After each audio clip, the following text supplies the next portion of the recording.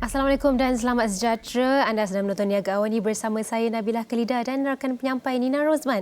Apa khabar Nina? Khabar baik. Selamat kembali Nabila. Terima kasih.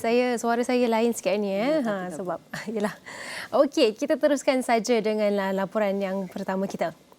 Usahawan perusahaan mikro kecil dan sederhana PMKS memerlukan bantuan dalam bentuk subsidi kerajaan untuk memastikan sektor tersebut kekal berdaya saing dalam mendepani cabaran semasa.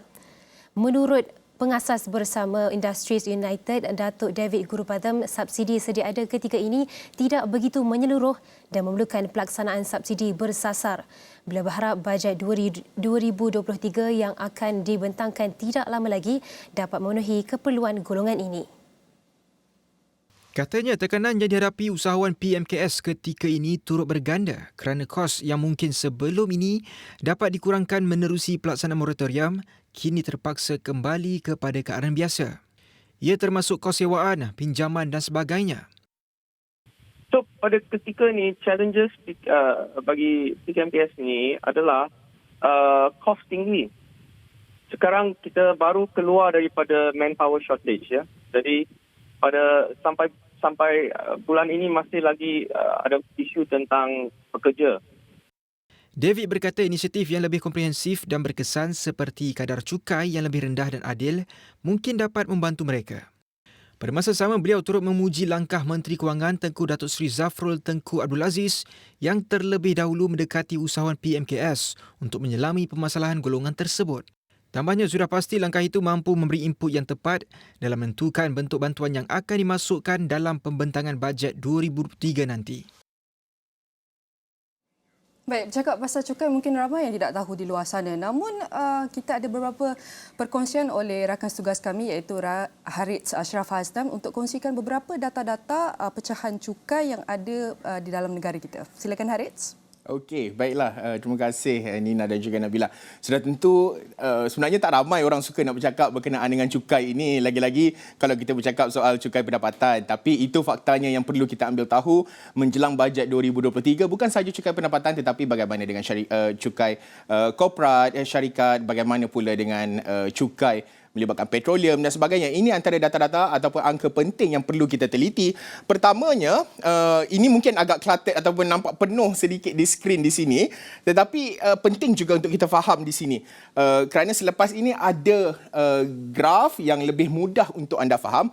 Pertamanya, apa yang penting untuk kita lihat di sini adalah dari segi kalau cukai, sama ada hasil cukai langsung melibatkan cukai korporat, syarikat korporat, individu maupun petroleum, serta cukai tidak langsung terus menunjukkan peningkatan sebenarnya dengan unjuran pada tahun 2022 ianya sekitar cukai tidak langsung dan dengan keseluruhan sekitar 234 trilion iaitu sekitar menyumbang kepada KDNK 14.3%. Ini untuk tahun 2022. Kalau kita lihat bagaimana daripada tahun 2020, 2021, angkanya mungkin agak menurun sedikit pada tahun 2021 tetapi sudah jelas pandemik COVID-19 sedikit sebanyak menjejaskan dari segi purata kutipan hasil cukai. Dengan perubahan secara keseluruhan, kalau kita lihat penurunan pada tahun 2020 akibat pandemik COVID-19 telah turun negatif 14.9, negatif 1.8 pada tahun 2021 dengan unjuran akan kembali meningkat pada tahun 2022 iaitu 5.9%.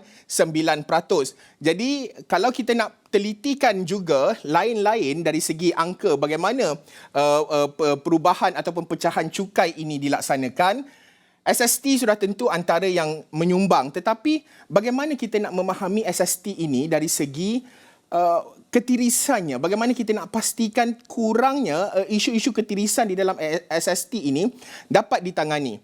Pada masa sama, hasil petroleum juga antara yang mempengaruhi hasil petroleum pada tahun ini termasuklah apabila kita bercakap soal mata wang ringgit. Itu antara faktanya. Jelas kerajaan perlu mencari dana dan kerajaan juga perlu berbelanja pembayaran subsidi berbilion ringgit seperti yang dinyatakan oleh Menteri Keuangan. Jadi ini antara pecahan kalau kita nak teliti dari segi hasil petroleum, cukai langsung, melibatkan sama ada menerusi petroleum ataupun tanpa SST dan sebagainya. Okey, ini mungkin agak panjang ceritanya di sini, tetapi secara umumnya kalau kita nak bandingkan antara hasil petroleum dan bukan petroleum, kalau kita nak teliti, cukai langsung kecuali petroleum di sini menyumbang sekitar 49.3. Ini merupakan unjuran untuk tahun 2022. Unjuran tahun 2022 adalah 49.3, hampir 50% merupakan cukai langsung tanpa petroleum. Jadi dengan hasil petroleum dianggarkan sekitar 18.8 sahaja dan lain-lain ataupun kalau SST hanya 1.8 dan lain-lain 20.1. Ini pecahan-pecahannya melibatkan cukai ataupun unjuran yang dilakukan oleh Kementerian Keuangan untuk tahun 2022. Baiklah, ini mungkin mudah untuk anda lebih fahami bagaimana perubahan ataupun kutipan 225 juta ataupun 225 trilion sebenarnya pada tahun 2020, 2021 221 trilion dengan 2022 adalah 225. Bagaimana ini akan mempengaruhi ataupun apa yang mempengaruhi? Sudah tentu antaranya adalah cukai makmur ataupun windfall tax, one time windfall tax. Ini antara yang mempengaruhi ataupun bagaimana ianya mampu menyumbang kepada jumlah hasil kepada KDNK. Dan bercakap soal hasil, sudah tentu banyak perkara yang perlu kita teliti. Bagaimana perubahan-perubahan ataupun kutipan hasil ini mampu untuk memastikan bahawa tahap keuangan kerajaan terus mampan. Inilah persoalannya.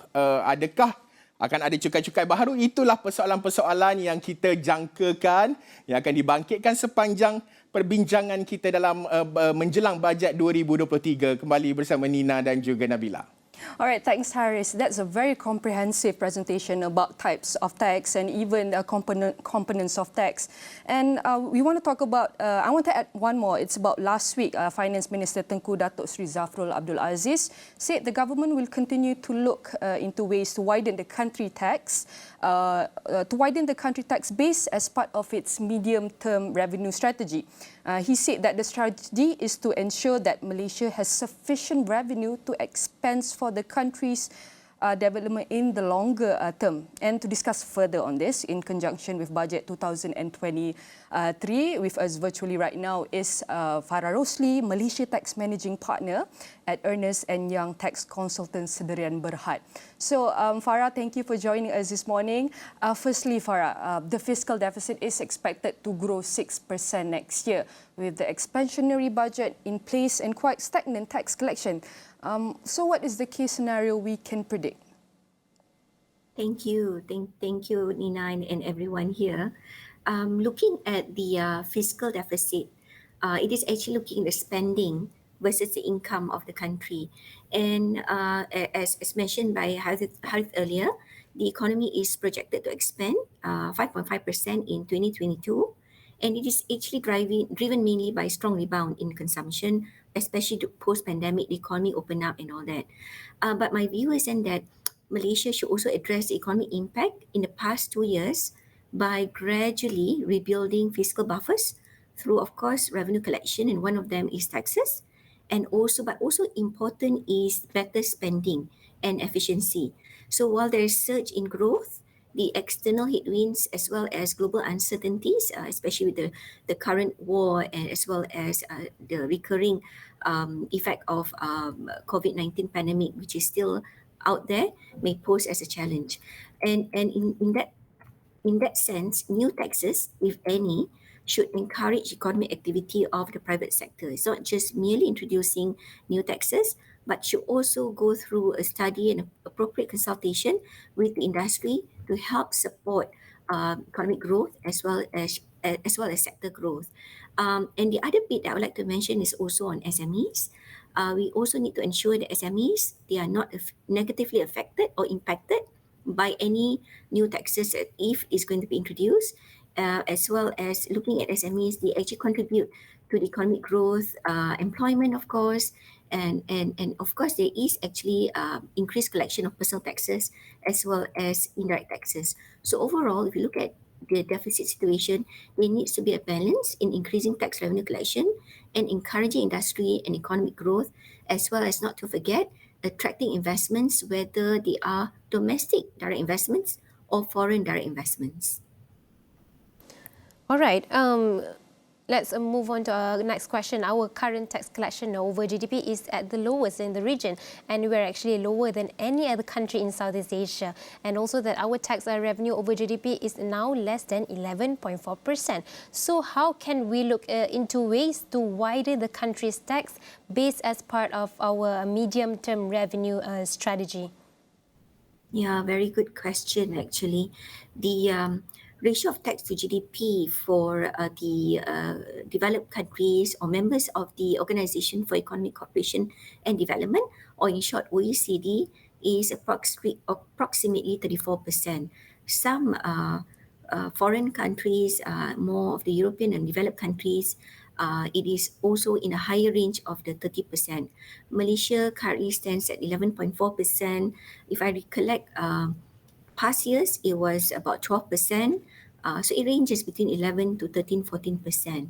So again, as I've mentioned earlier, there needs to be a balance between increasing tax revenue through higher taxes or even new taxes, and the need to balance against achieving what I would say sustainable economic growth that prioritizes the welfare of the rakyat and drives the right behavior.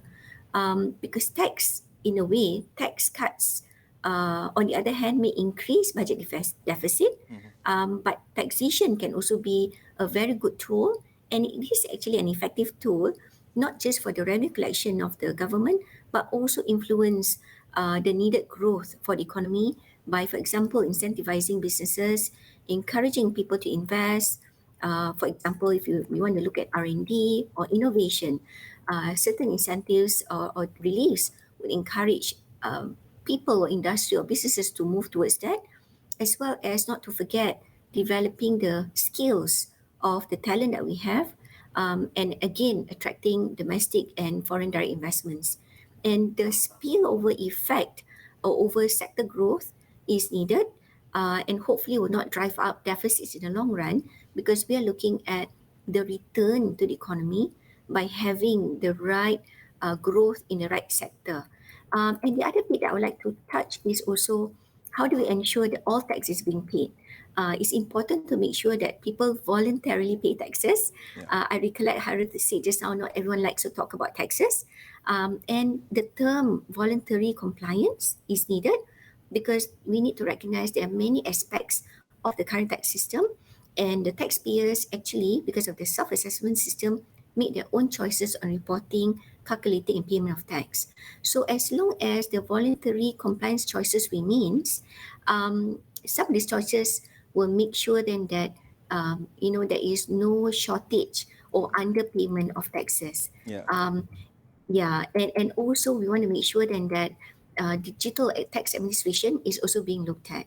And I can elaborate just very quickly that if the digital tax administration is embedded within the taxpayer national systems, we will have a situation where more taxes can be collected from the same economy that we are looking at.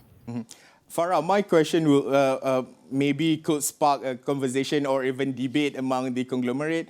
Should we continue Cukai Makmur, the one-off windfall tax? Cukai Makmur, yes.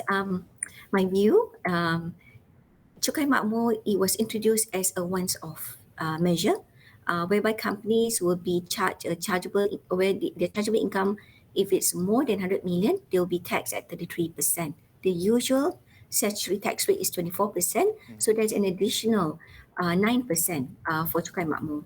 And Cukai Makmur, if I remember back last year when this was mentioned, it was introduced in consideration of businesses that were performing relatively well. So there are many sectors that were impacted by the COVID-19 pandemic, but there were also sectors that were doing relatively better or even prospering during the pandemic situation.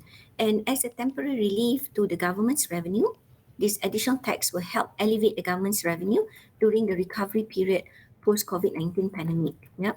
So in my view, cukai makmur, it is a one-off tax. I don't think it will be extended or it will remain. That's my view. And the $1 million question is on GST, politically unpopular, but it's quite practical to have it now. Should we have reintroduced GST at a lower rate? Another excellent point, a lot of discussion on the possible reintroduction of GST. That has been a topic of discussion. GST, it is a consumption tax, broad-based, and indeed will contribute to the revenue collection of the country.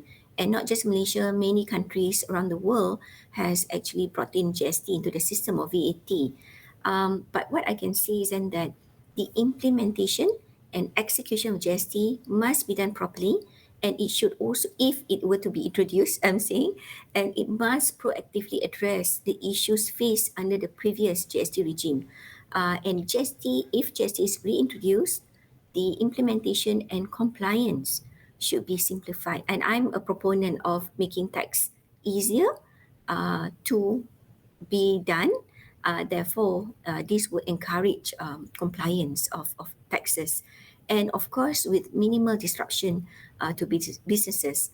And if I were to mention the adequate time must also be given for businesses to prepare for the GST implementation. And there was a question I have been asked, what would be a right GST rate? I would say then that a possible GST rate of between 4 to 6% may be considered. The past GST rate was 6%, but it must be following an assessment on the potential revenue that can be collected to support the government in terms of additional tax revenue from GST. And the GST rate must also be reasonable and not burdensome to taxpayers and the business. So this evaluation needs to be done before any reintroduction of GST. All right, we understand that some industries use tax break to further boost the recovery. So in your view, which sector should we give a leeway and which sector we should not? In terms of sectors incentives, it's a bit of a debate, whether incentives is needed, whether incentives should continue to be given to encourage investments and businesses. I would say that although incentives is not the only consideration for business or for investors, but incentives does provide a sweetener to businesses. And when I've had discussions with foreign investors, I would say mostly the question would be whether there would be any incentives, because if we don't provide incentives, our foreign the other countries, our neighboring countries, would also be providing incentives to encourage that type of investments into the country. So I see then initiatives to encourage foreign direct investments, foreign and also domestic investments should be there, and certain economic sectors, for example, those that contributes to the growth of the nation, to do with innovation, automation of processes, as well as upskilling and reskilling of talent. I think that would be good to have to encourage the overall economic growth. And also the other bit is then that, in my view, Malaysia should continue to support and incentivize strategic and sizable investments, which is flexible, and the package should be flexible and in a targeted manner. And this is actually to help those sectors, industries to grow and also to revitalize the economy. And the other bit is incentive to support investments in sustainability, for example, green initiatives, recycling of waste, perhaps energy saving initiatives, reducing carbon emission. All this can be considered. And I've mentioned earlier, incentives to enhance innovation and productivity. For example, tax breaks for R&D activities, research and development, that will encourage innovation and creation of new ideas that will spur and encourage and catalyze economic growth. Yeah. The other bit I would say is, and the last bit I would say is, and that it is important also to measure outcomes and track the growth of the businesses or the economy that have been granted the tax incentive to ensure then that the incentives is actually achieving the desired goals that we want as a country. Farah, automotive players are hoping for an extension of tax breaks for electric vehicles, EVs, and also SST exemption. How do we balance between collecting more income and helping industries to recover via tax break? Yeah, thank you for that question. Always very good question on taxes. At current, there is a 100% duty exemption for CBU, electric vehicles, until 2023. And for complete knockdowns, it is until 2025. And in my view, this will help play a role in developing Malaysia's EV industry. But the other bit I like to also touch on is then that there's also a need to have infrastructural support for EVs, such as essential charging stations, and this is to further develop the EV infrastructure, because although the incentive is already given for the I would say the duty exemption, but the rest of the ecosystem also should be given the necessary support, and this is to develop the whole ecosystem, and the overall economic growth of the sector will continue due to the tax exemption that's available. And the main aim is to ensure the growth of the sector and also the spillover effect of the industry is being felt and enjoyed by the value chain. So what I'm saying is that even if the import duty is given, it's not a matter of the cost for the government, but it's also important to look at the growth of the sector, the employment opportunity that's been given, the growth of the talent development, for example, as well as again the whole value chain of the industry is enjoying the benefit, and at the end of the day, Malaysia as a country will be able to feel the economic impact or the positive economic growth from such exemption that's been granted. All right, Farah, in the coming leading to budget 2023, so what is your hope? What can we improve from the last year budget and the previous year? And what are you hope to improvement for this year budget? Again, I think we are having the effect of the recovery of the pandemic that we are in. We see a lot of the businesses have opened up, economic sector has opened up, but at the same time, we are still not totally out of the COVID-19 situation. There are some economies in the world, for example, China, that is still facing lockdown, and that could pose as issues with maybe supply chain. There's also geopolitical tension happening around the world. As we can see, the price of oil, etc., there are also impact to that. I do hope the budget this year would incentivize certain sectors that we are looking at to encourage further growth and spillover effect to the economy that we want. The other bit is I do hope there will be some focus on talent development, upskilling, as well as reskilling. I think that's very important. As I speak to many businesses in different industry sectors, the need for the right skill for the right industry and business is very important. We can talk about automation or robotics, but at the same time, you still need the right talent and people to man those infrastructure or those equipment or even those plant and machinery. And the last thing I hope is then that we'll be able to actually support certain projects which would be beneficial to the country, whether it's domestic investments or whether it's foreign investors, will continue to be given encouragement, not just from a tax incentive perspective, but also from the overall I would say environment to allow a conducive business environment to encourage growth of those businesses and the industry as well. Alright, thank you so much, Farah Rosley, Malaysia Tax Managing Partner at Ernst and Young EY Tax Consultants Sedia Berhad, for the explanations about tax base in Malaysia and to ensure country's development in the longer term. Thank you so much.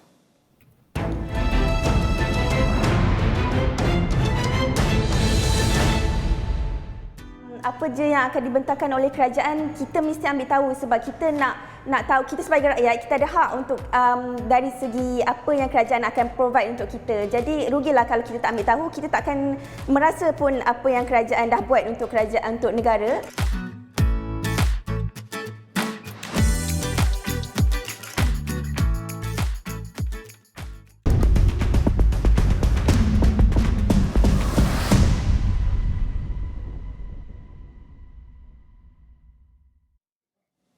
Baik, itulah segmen Borak Anak Muda bersama saya Nina Rozman dan rakam penyampai saya Nabila Halida, di mana kami akan bersiaran setiap hari Isnin hingga Jumaat pada waktu jam 3.30 petang untuk membawakan anda beberapa isu yang dihadapi oleh anak-anak muda dan cadangan-cadangan solusi yang akan kami bincangkan dalam segmen Borak Anak Muda. Jadi berita seterusnya ialah golongan nelayan akui bantuan disalurkan kerajaan kepada mereka sebelum ini banyak memberi manfaat. Namun bagi bajet 2023, mereka berharap ada penambahbaikan bantuan dibuat ia bagi membantu meringankan beban yang ditanggung untuk meneruskan kehidupan, terutama ketika keadaan cuaca tidak menentu serta kos sara hidup yang semakin meningkat. Menurut Nasim Mustafa, 55 tahun dan Muhammad Omar, 65 tahun, tambahan bayaran allowance kos sara hidup bantuan peralatan menangkap ikan wajar dipertimbangkan. Kita minta kerajaan ni tambahlah ni allowance sara hidup dalam RM300 ke sebulan. Sekarang ni 250 kira memang ada padanglah RM300 sebulan kan. Tapi cukuplah untuk tapung apa yang perlu. Dengan kos sara hidup sekarang lah. Dengan kos sara hidup sekarang lah. Semakin meningkat bukan? Mungkin lah, memang semakin meningkat. Tapi bila kerajaan tambah sikit tu kira ringanlah sikit beban nelayan. Jadi dengan alat tu kita nak pakai modal sendiri tu pun tak mampu. Jadi dengan bantuan? Dengan bantuan tu jadi lain lah. Jadi boleh betul lah Astro dah kata dah. Maknanya kalau kita kurang sikit pun jadi ada hak bantuan ni. Ni kalau tidak kita pun kena buat pinjaman macam pas sekarang ni. Tahun ni dah nelayan tu yang paling maknanya terjejah lah. Daripada awal tahun sampai ni tak pernah lagi lah macam tahun ni. Macam mana? Ikan jadi kurang. Maknanya macam angin pun kuat, macam angin tak tentu lah. Tengok semalam pergi, dah lari balik. Dah berapa dah minyak? Minyak dah 1 ton dah RM70. Terjejah, kita tak dapat hasil ni.